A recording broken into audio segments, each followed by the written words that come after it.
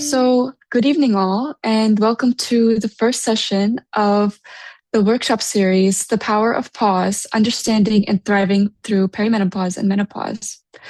My name is Kavi Tyagi, and I'm a part of the public health chapter of Sahas Youth.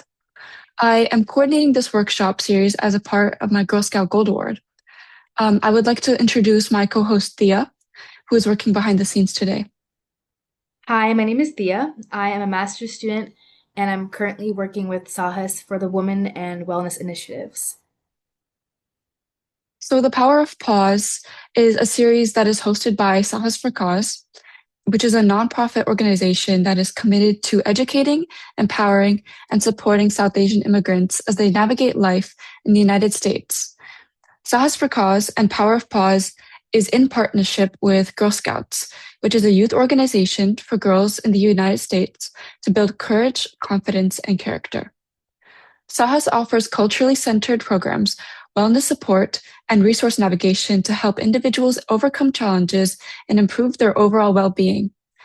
This series is a part of the Family and Women Wellness Initiative. I urge you to visit sahasforcause.org for more information on our initiatives and programs.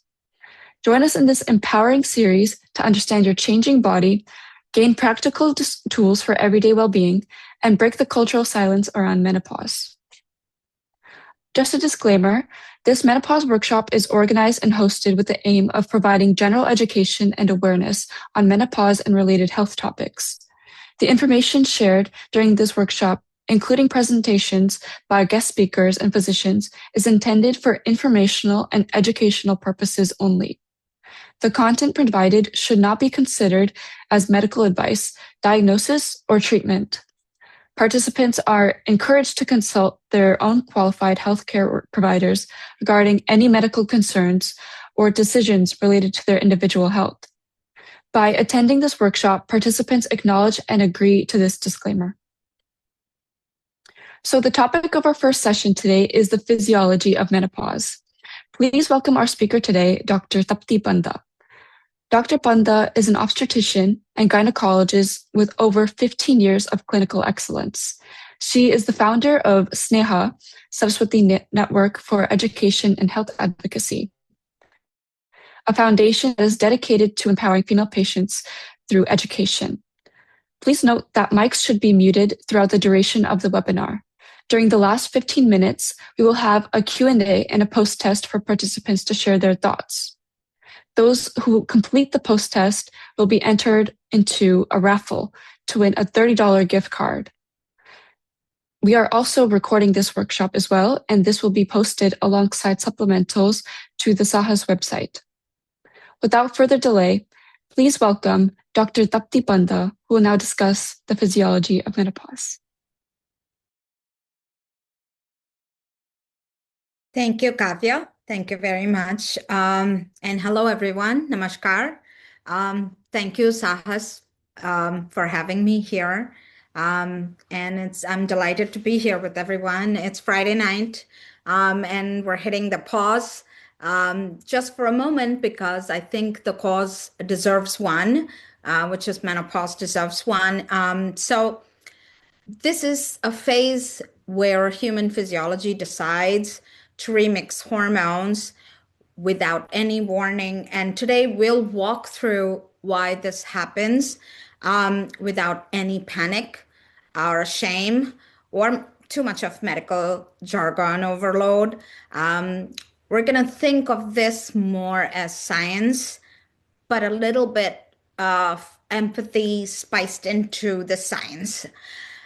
So menopause may be a pause, but with the right information, it doesn't have to be a struggle though. And over the next few minutes, we will be meeting and listening to the conversation between our friends, two of our friends, Maya and Monica. Two brilliant, busy professionals built on their efficiency and confidence. Second, I'm just trying to get to the next slide here. Okay, so before we begin why this talk matters, I want to share with everyone something that many women were never told out loud. Menopause is natural. It's not a flaw. It's not a failure. And it's not something your body is doing to you. It's something our body does for us, a transition in our long, powerful life. For Asian women, though, this transition comes earlier than we expect, earlier than our mothers warned us, and often without preparation because culturally we were told to stay quiet and carry on. And when we stay silent, we suffer and we tell ourselves, oh, it's just stress. I will manage. Other people have it worse. So we normalize exhaustion, pain, mood changes, broken sleep, until we almost forget what feeling well even used to feel like. So silence doesn't make these symptoms simply disappear. Silence only makes us feel lonely. Here's the truth. Knowledge gives that language to us. And with that knowledge, we're able to replace fear with understanding. Knowledge gives us the confidence to ask questions, to care, and to make choices that protect our health. When we understand this physiology of our body, we don't just survive this pause, we just step into it with strength. The pause in life is not the end of vitality, it's a moment to listen, to learn, to advocate for ourselves without any guilt. So let's meet Maya. She is 45. She's single, never married, no kids, and says, I feel fine, except I don't recognize my body anymore. Menopause is not a single moment, it's a transition. It's diagnosed when we have 12 months of no periods, but hormonally, this party starts years before that. And what really happens is that the ovaries gradually reduce working hard. So the ovaries stop making the hormones, most importantly, estrogen, progesterone, and testosterone. So the brain keeps shouting at Maya's ovaries. Maya's ovaries make more hormones, please. But her ovaries go quiet. Just stop answering that phone. Maya notices that it's got something to do with her being from a different part of the world, maybe. That's right. Asian women experience symptoms much earlier than their counterparts from other parts of the world do. So, in real life terms, there are 3 stages of menopause for women. Menopause starts with perimenopause, then you have menopause, and then postmenopause.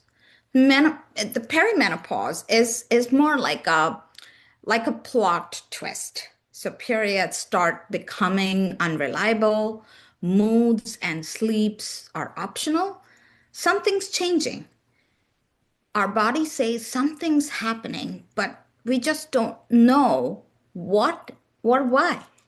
The official receipt here is menopause. So 1 full year of no periods, you think I'm done, but your body says emotionally, no, not really.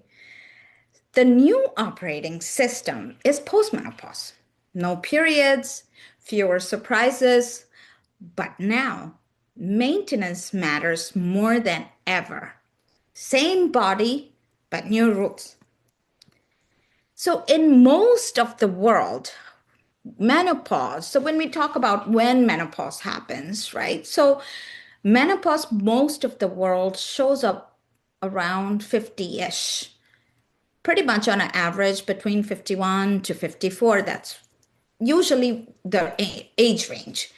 And like an unexpected guest who's technically on time, but it's very annoying. In Western countries, the average is about 51, but in many Asian countries, menopause tends to arrive a little earlier, late 40s, maybe. We have emotionally not even prepared for this, or we may not have even finished a responsible adulthood. Almost like an over efficient courier service, it arrives. So while menopause has a global calendar, it clearly does not respect time zones. Same transition, different arrival times, no reminder, no notification. It's just universal. It runs slightly on different clocks, though. So let's bring on why menopause rings the bell a little earlier for women like Maya and Monica, women who are from the Asian subcontinent. Our characters, Maya, says, my mother stopped having her periods when she was 47. Clearly, menopause runs in this family faster than diabetes does. Who set this clock? And why are they sometimes in a big rush? And Monica, on the other hand, grew up. She was told not to eat too much, eat little, eat less, eat neat. Turns out low calcium, low vitamin D, iron, and less protein causes ovaries not to function well. So our ovaries, our bones need fuel, not just luck. Nutritional deficiencies, one of the most important reasons that set this clock a little earlier for women. Multiple pregnancies year after year means long-term nutritional depletion. And ovaries eventually will ask for a break. Monica, the mother of three, spent years putting everyone else first between work, family, expectations, self control. These ladies have their cortisol seniority. That means their cortisol levels are so high from chronic stress, premature hormonal aging happens. There's no resume that's needed here. Less access to nutrition, healthcare, rest, no time for self-care adds up. Quietly over decades, Maya and Monica's biology worked very efficiently under pressure to put them into the past early. So now we come to looking at what happens. Why does menopause feel like the body has suddenly a mind of its own? Who authorizes these changes? Hot flashes and sweating happen because our estrogen level, which used to be the thermostat manager, now she's on a permanent vacation. So Maya may be freezing 1 minute and sweating like a marathoner while she's just sitting still like me. Monica complains, oh, I went from being a pear to an apple. I didn't just gain weight. It all went straight to my belly. How familiar is that? Without estrogen, the fat moves to the belly like it found better real estate. Sleep problems show up because estrogen helps regulate sleep chemicals and body temperature. Nights with the night sweats coming in, racing thoughts, and a 3 a.m. grocery list on our mind, sleep becomes very optional. Why am I crying? Says Maya. She sleeps 3 hours and cries at a dog food commercial, snaps at her phone charger. What is going on? Estrogen regulates the chemicals in our brain, which are called serotonin, GABA. These are a few chemicals. So when our estrogen level drops and becomes low, there is less emotional buffer. When we experience hot flashes and night sweats, sleep becomes fragmented. This amplifies mood changes. Power of pause moment here. It's not a change in Maya or Monica's personality. This is just physiology. So Maya's friend, Monica, is 49. She lives across the street from her. She's a mother of three. And she said, I walked into the kitchen the other day and I forgot what I was there for. I know this was something important, but I just don't understand why I can't remember. Why did this happen? Estrogen supports our nerve connections in our brain. It helps with verbal recall. So the decline in the levels of the estrogen affects our working memory and the speed at which we process everything. And it increases the stress hormone, our favorite cortisol, which makes it even worse. So Maya tells Monica, this is just a temporary neuroadaptation. That's what our brains are going through. It does not mean that we are any less intelligent or declining in cognitive functioning. The estrogen level used to be my customer service representative, calm, reassuring, soothing things over. But now she's gone. She's retired without a notice. I'm not mad because somebody is breathing too loud and my brain is interpreting that's a crime, but it's just the mood center in my brain. It's more reactive. All these calming chemicals are less effective. They're not working well. So the abundance of patience that I once had suddenly fades and vanishes instantly. Maya and Monica did not age overnight either. Oh my God, I woke up puffy eyed, wondering, and dry eyed and puffy face, wondering, why did I turn 72 overnight? Said Maya. The collagen also went for a vacation with no email, no forwarding address. Estrogen keeps the skin firm and stretchy. And now that support staff has quit and Gravity is freelancing. Monica looks at her ponytail and says, this used to be thick. Now it's a rat tail with an ambition. That's estrogen again. Once in charge of hair growth cycles, now it's quietly checked out.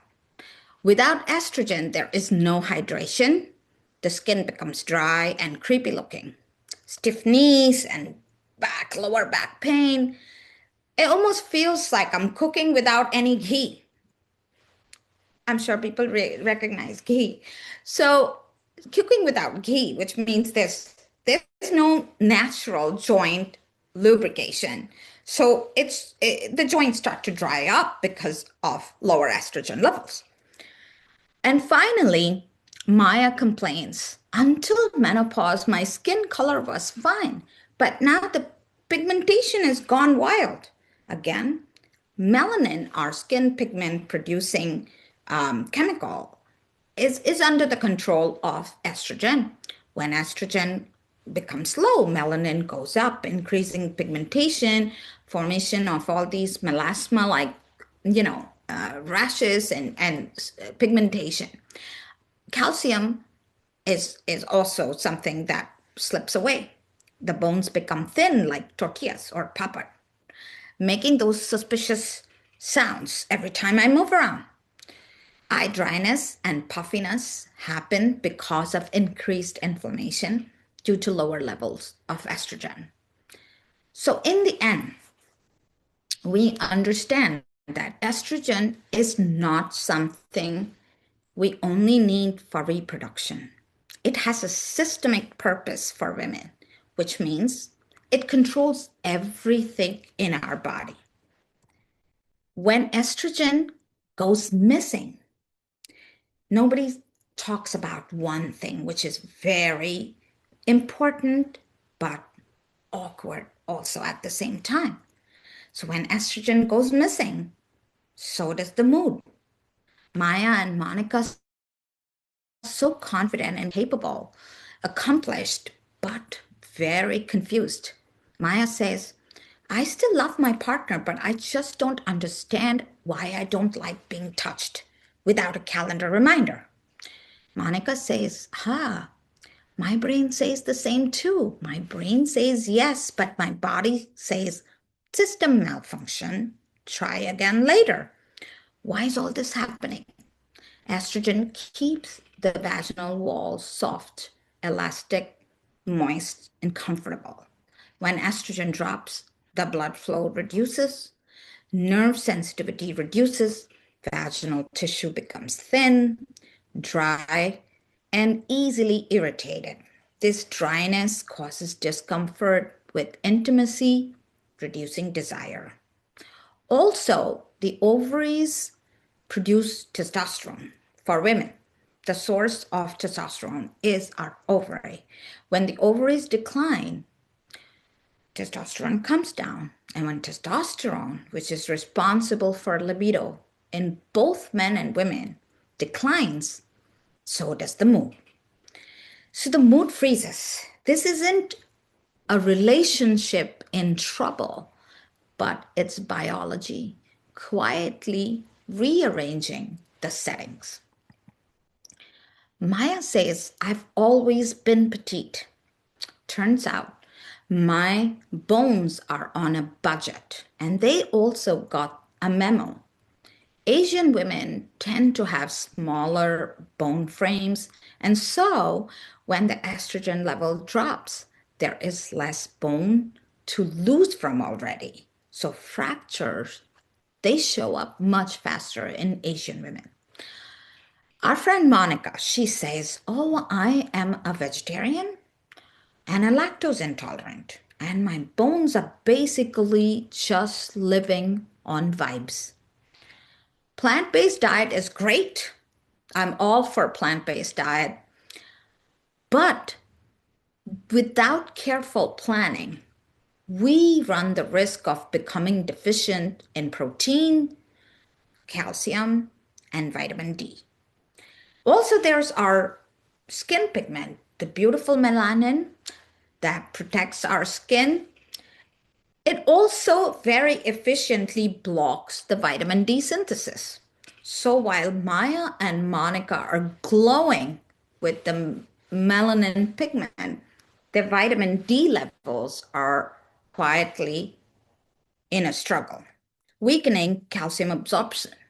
So putting it all together, smaller bone frames are less estrogen from menopause, dairy avoidance, and culturally, if there is lactose intolerance or dairy avoidance, low vitamin D levels, all of this resulting in the bones that start behaving like tortillas, thin, brittle, and cracking very easily.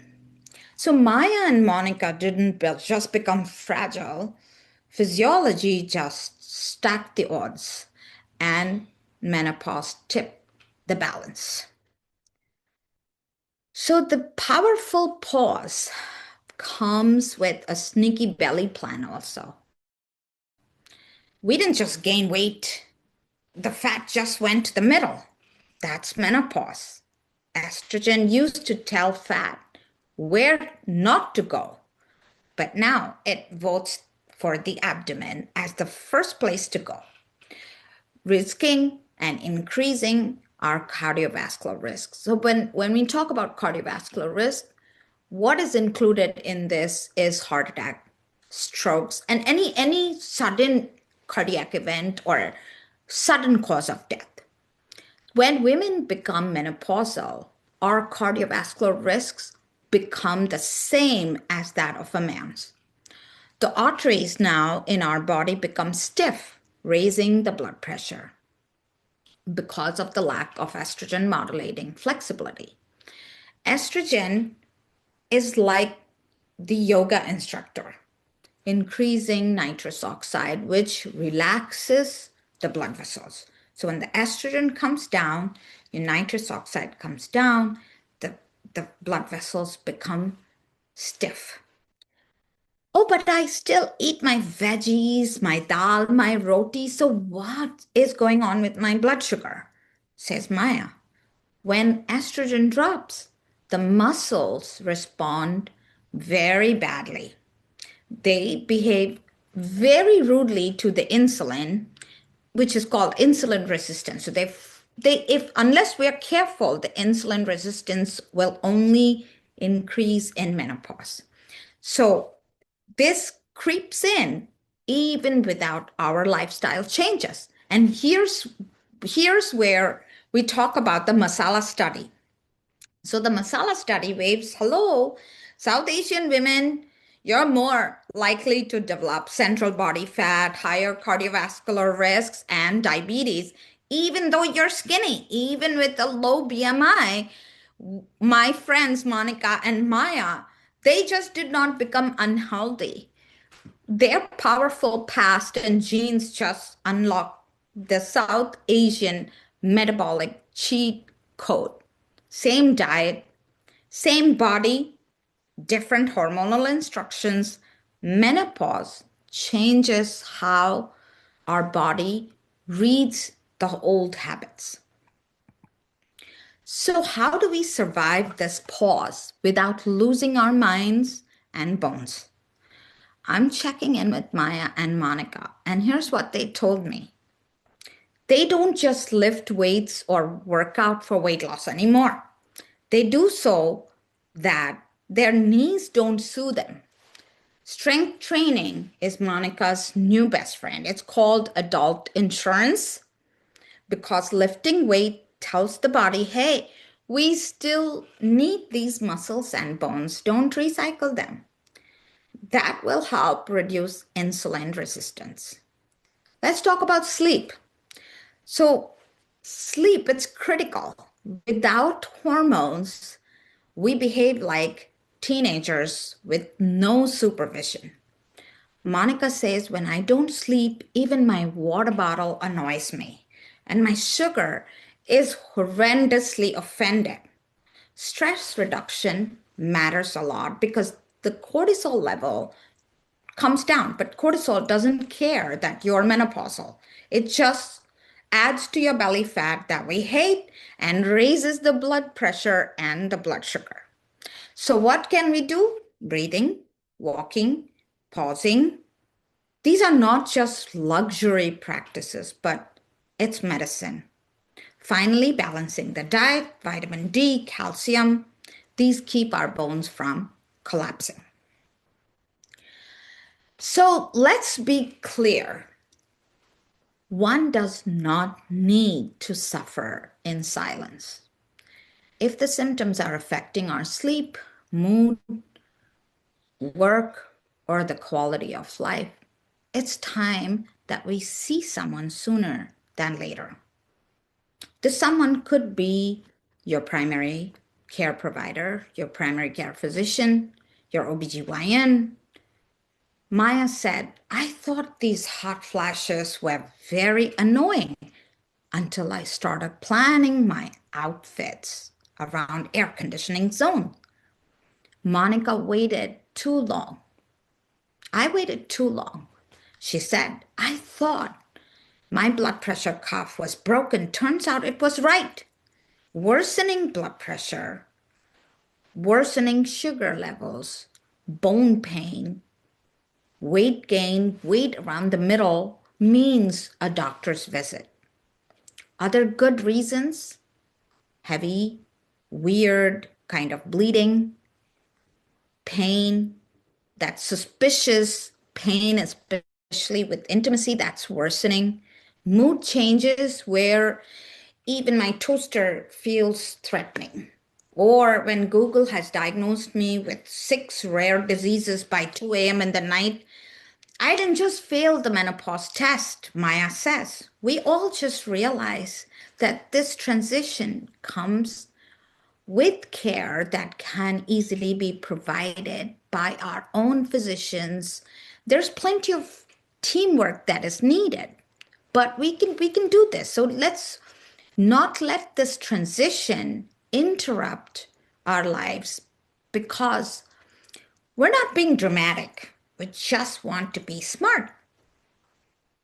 So this is where we pause, not panic, but we reframe that menopause is not a failure. It's just physiology, meeting culture that forgot to prepare women for it.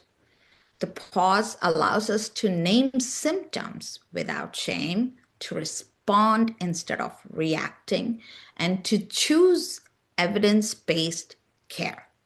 Remember, as Asians, we do start this transition much earlier. So we need to understand that the symptoms are there and we need to understand why they happen, how they happen, not fight it, but learn how we can prevent complications from happening. Pausing creates space for better care. Knowledge restores control. So I want to end by reminding everyone that we don't have to figure this out alone. You don't have to rely on some random internet services or Googling symptoms at 2 a.m. There's plenty of resources for us. The Indian Menopausal Society website is a great place to start. It offers clear education, FAQs, and it helps find menopause-aware doctors also who specialize in treating menopausal symptoms and condition, who understand our cultural differences also. So for women who also prefer information in their own language, there's Jean Hale's Menopause in Hindi, which is a wonderful site, simple, respectful, and easy to share with our moms, our aunts, and other family members. If you would like to listen to a podcast Masala in South Asian Menopause podcast on YouTube is an excellent podcast series that normalizes what many of us think we are experiencing alone and reminds us that these changes are very common and it's not suggestive of a personal failure. For reading deeper and learning more, I have my own copy of this book. It's called What Your OBGYN Wants You to Know. It's a great, it just got published maybe last month. It's available on Amazon. So it's a great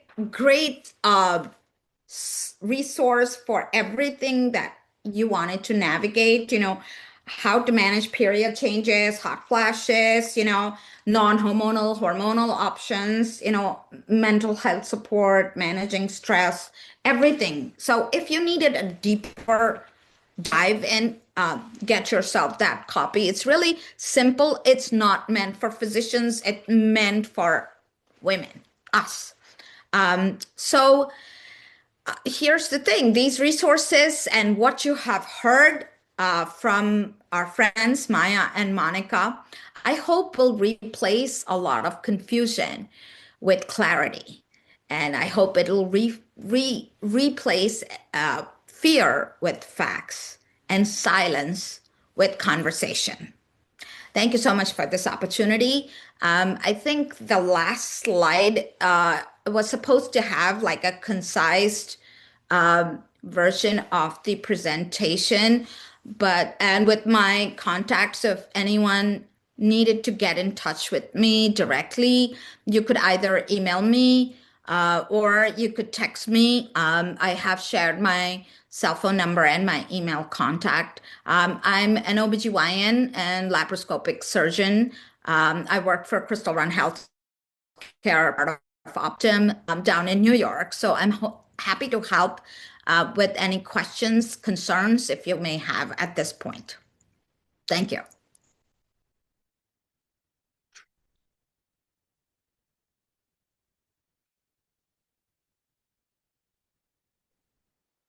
Okay, so now we will open up the Q&A to ask any of your questions to Dr. Panda.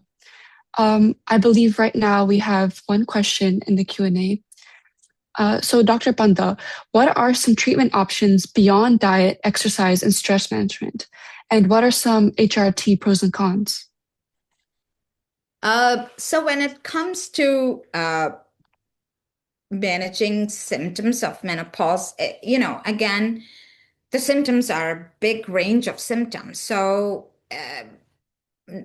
besides over-the-counter stuff or lifestyle or supplements, you need to focus on sleep. You need to focus on activities, and practicing mindfulness. These would be things that help lower our cortisol level, which ultimately, helps with managing our symptoms. So HRT is a huge discussion. I'm happy to actually talk at another session if you want me to. It's pretty extensive and exhaustive. And at this time, the FDA has removed the black box warning on hormone replacement, which should have been done many decades back. There's no reason why women cannot use hormone replacement. So, but again, keeping that in mind, not everybody can be a good candidate, which means there are pros and cons of being on hormone replacement. So if someone is a good candidate, that means they're in the younger spectrum. They have no cardiovascular risks, which means I didn't have a stent put in. I don't have a current heart attack recovery. I don't have blood clots. I don't have uncontrolled hypertension. These would be, or I'm not, and I'm not smoking. So, and I have a normal body weight, like BMI. So these would be criteria that we generally follow. And obviously, no active cancer in my body. When we talk about cancer, we specifically talk about estrogen or hormone related cancers like breast cancer, uterine cancer, So as long as a woman does not have these red flags, we could all be candidates for hormone replacement. Again, the idea is to give the lowest dose for the shortest period and to start early. So we obviously do not want to start hormone replacement much later, like in a woman who's 65 and is bedridden or has history of blood clots, and has 3 stents placed in. That would be a more difficult, woman to start hormone replacement in, because now here we are going to increase her risk of complications, which include, death. So that is the worst case thing. So that being said, the pros are symptom that hormone replacement is the best form of managing symptoms. But the only downside is not everyone can be a candidate for it. So I would talk to physician or OBGYN and sit down one-on-one. So this is a talk that occurs in the office setting. Maybe your OBGYN who knows your history or your primary care physician who knows everything can be somebody who can put you on hormone replacement. There's different ways of doing it: oral, transdermal. Transdermal is patch or cream. That's the preferred route because that comes with the least amount of side effects and risks. I hope that answers to some extent your question.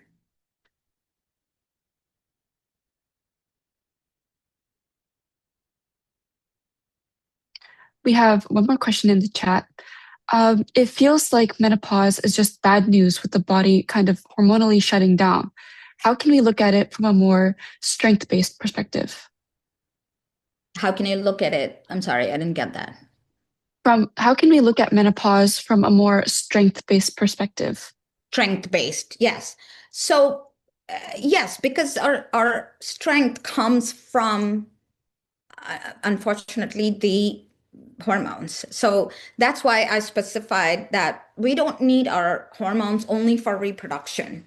We need it for a systemic functioning of our body, which means every organ in our body actually has estrogen receptors or influences metabolism and, our muscle, our bones. So basically, if I'm going to be menopausal, my bones get weaker unless I take care of my bones by strengthening it, and my muscle mass will come down if I don't exercise. So yes, there is decline in strength in menopausal women. However, it doesn't mean that we lose vitality. That means that we are going through a change which is happening because of our ovaries declining in function, which results in fatigue, which results in, lower strength, lower energy. But we can preserve this or improve it by changing, not just with hormone replacement, but a lifestyle change that helps us sleep better, exercise, and, basically eat better. So things that are the pillars of health. So we need to build on that so that we experience or transition in a smoother and much less of an inconvenient way. Thank you, Dr. Panda. We have a couple more questions in the chat. So we have a question that, is there anything we can do prior to menopause to reduce the intensity of the symptoms? So that's a good question. So yes, I mean, again, lifestyle changes, because if you recognize there are stressful factors, so striking balance between work and life reduces your cortisol levels. If you are sleeping at 1 a.m. and getting 4 hours, 5 hours of sleep, that's not enough. An adult woman needs 7 to 9 hours of sleep, and we need at least 150 minutes of moderate exercise every week. We need strength training. And we need to eat better, which means avoid too much red meat. Red meat is a carcinogen, by the way. So avoid too much red meat, more plant-based diet, but plan the plant-based diet so that we include proteins, include supplements, and it doesn't have to be over-the-counter supplements, but it can be nuts and grains and, all of these are good sources of micronutrients. So eating better and sleeping better and reducing stress, and also, striking a work-life balance and activity. These would certainly be preventative ways in which you can, lessen your symptoms as the perimenopausal or premenopausal phase sets in. Thank you. We also have one more question saying, does menopause cause any blood traces from the nose every day? Does it cause headaches on the side or in the back of the left eye, or can it create any allergies? So, good question again. Yes, you can have nosebleeds because, again, the blood vessels, the blood flow changes because of change in hormone levels. So, there could be dryness in the nose. Again, that could be brought on also by our surroundings. So if I'm in a very cold area and I have the heat on with no humidifier or no moisture around me, I'm drying up my airway, which starts with my nostrils. So I'm going to be more at risk for nosebleeds, whether I'm menopausal or not. But if I am menopausal, I'm more likely to have that because of vascular or blood vessel related changes, lack of moisture, all these normal things that start to decline. So yes, so you could actually have that. Talking about headaches, again, because the estrogen controls the the size of our blood vessels, that means the calibers. So when the hormone levels go up, down, we have our blood vessels in the brain dilate, constrict, become narrow, become wide, become narrow, become wide. So this fluctuation can precipitate headache. It could be at the side, it could be in the front, it could be at the back. So yes, it could happen. Precisely why we also sweat and become cold. It's sweat and become cold. That's because of the hormonal fluctuation that happens, which kind of changes our size or caliber of the blood vessels.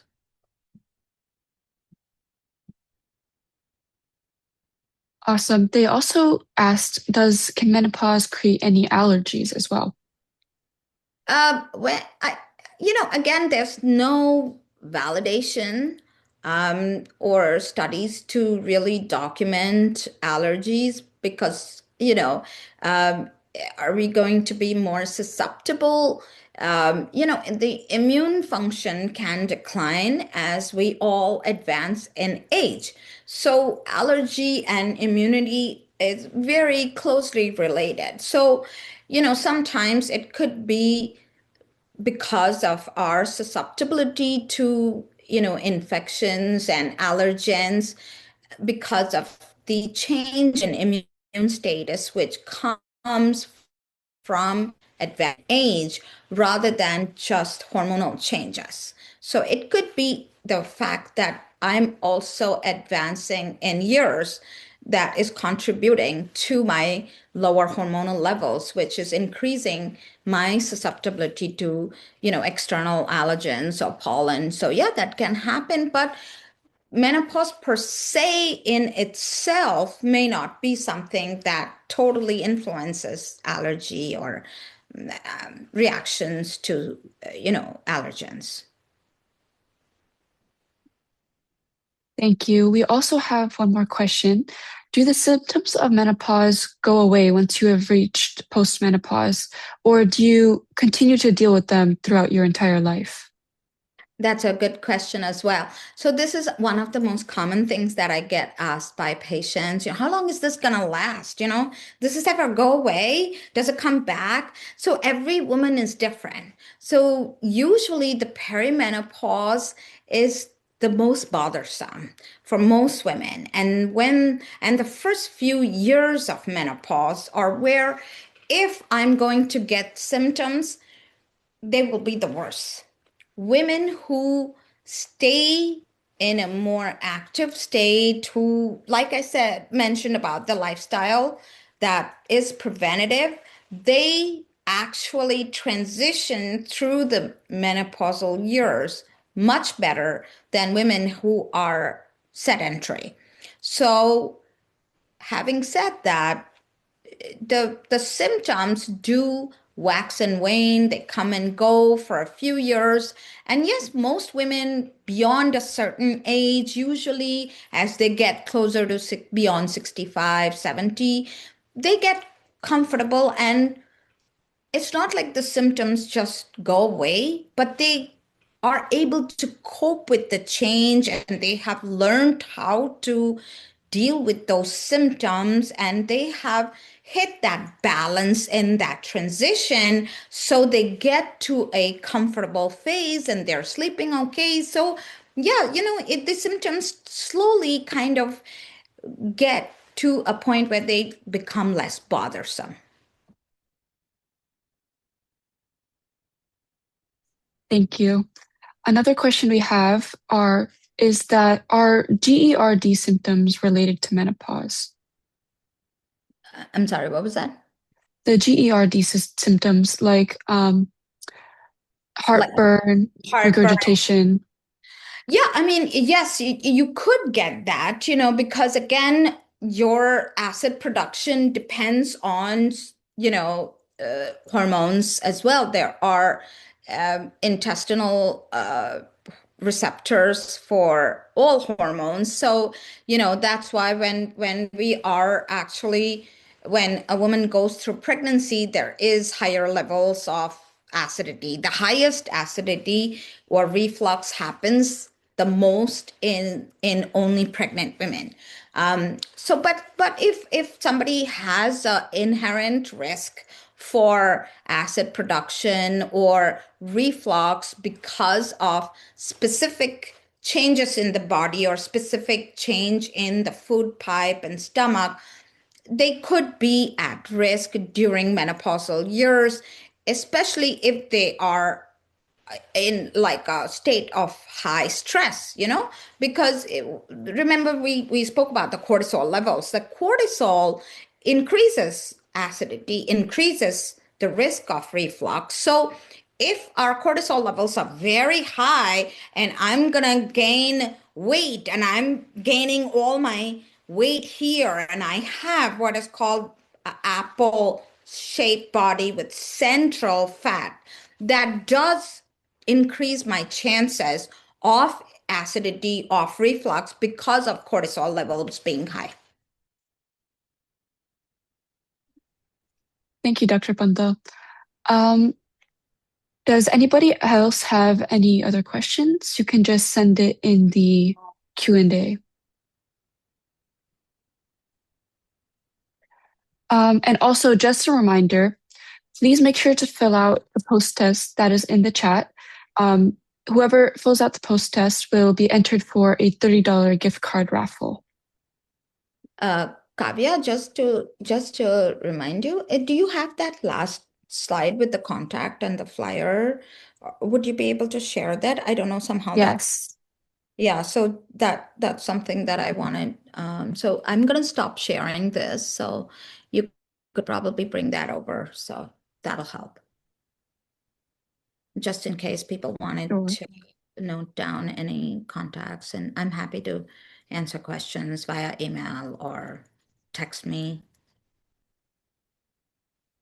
Or if you wanted to talk to me, I'm happy to talk to people, so thank you so much. So, of course, here's the flyer with Dr. Panda's her contact info, and we'll just keep our slide on this for now so everybody can either take a screenshot or just write down her contact info.